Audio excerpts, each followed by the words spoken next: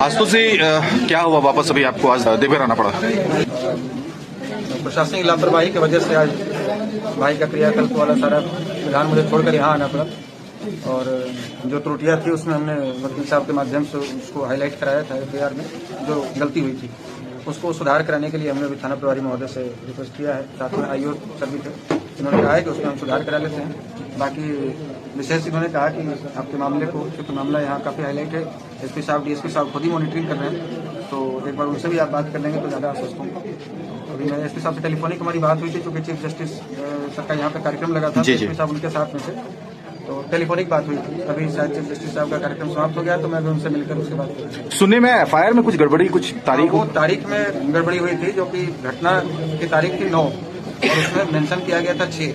अच्छा, अब ये टाइप करने वाले ने जानबूझकर किया या मिस्टेक से, टाइपिंग मिस्टेक है, ये तो अब अधिकारी लोग समझे। मुझे सुधार होने का मतलब है, इन्होंने कहा है कि हम सुधार कर देंगे। क्या आश्वासन मिला? प्रशासन से क्या मांग? पुलिस प्रशासन से एक ही मांग है, हम किसी भी निर्दोष को फंसाने की बात नहीं कर रहे हैं, लेकिन भगवान देख रहे हैं, उसी प्रकार से सीसीटीवी कैमरा वहां देख रहा है।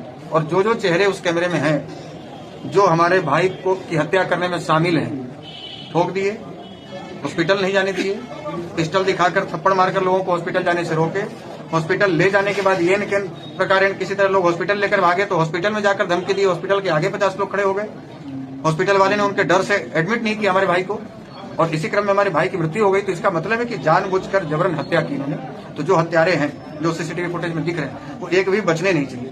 हमने इनको स्पष्ट कहा है कि श्रीमान, हम लोकतांत्रिक व्यवस्था में जीते हैं, आप पर भरोसा है, न्यायालय पर भरोसा है। यदि सब तरीके से भरोसा छूट जाएगा तो फिर अपने हिसाब से हम न्याय लेंगे, लेकिन न्याय लेकर रहेंगे, चाहे जैसे लें। अच्छा, जो भी धाराएं लगी हैं, क्या उससे आप आश्वस्त हैं? आपके वकील लगता है कि सही धारा नहीं है, क्योंकि पिस्टल का मुकदमा, पिस्टल दिखाया गया, आंसक नहीं लगा है, थप्पड़ मारा गया है तो 23 धारा 23 जो लगता है लपड़ थप्पड़ का मुकदमा, वो नहीं लगा है। बिजली का खंभा तोड़ा गया तो सरकारी प्रॉपर्टी को नुकसान करने का धारा नहीं लगा है। कई धाराएं ऐसी है जो कि नहीं लगाई गई है। बाद में इन्होंने कहा कि उसको सुपरविजन में ऐड किया गया, तो गलती तो ही एफआईआर में ही होना चाहिए था, बाद में सुपरविजन में लोग ऐड करेंगे, डीएसपी साहब या जो साहब। तो हमने तो सुना आपका एक बाइट भी सोशल मीडिया पे काफी वायरल हो रहा था कि झारखंड के चीफ सेक्रेटरी का फोन आया, डीजीपी का फोन आया, तो क्या लगता है ये केस अब रैपिडली सॉल्व किया जाएगा? चीफ सेक्रेटरी साहब मुझे नहीं कॉल किए, लेकिन चीफ सेक्रेटरी साहब को बहुत लोगों ने कॉल किया, उनको जानने वाले। मैंने भी उनको रिक्वेस्ट किया और उन्होंने अपने स्तर पर संज्ञान लिया। इसके लिए हमने उनको धन्यवाद कहा कि आपने अपने स्तर पर संज्ञान लिया सर। और कई और लीडर हैं, मैं किसी का नाम नहीं लेना चाहता, लेकिन जो बड़े नेता यहाँ के उन्होंने, लेकिन मैं किसी पार्टी पॉलिटिक्स में इस मामले को डालना ही नहीं चाहता। मैं चाहता हूँ कि भाई वो चाहे भाजपा का हो, जेडीयू का हो, राजद का हो, जेएमएम का हो, किसी का भी हो, वो हत्यारा है मेरे नजर में। वो किसी जाति का हो, चंद्रवंशी हो, वो भूमिहार हो, यादव हो, पासवान हो, मुझे इससे मतलब नहीं है।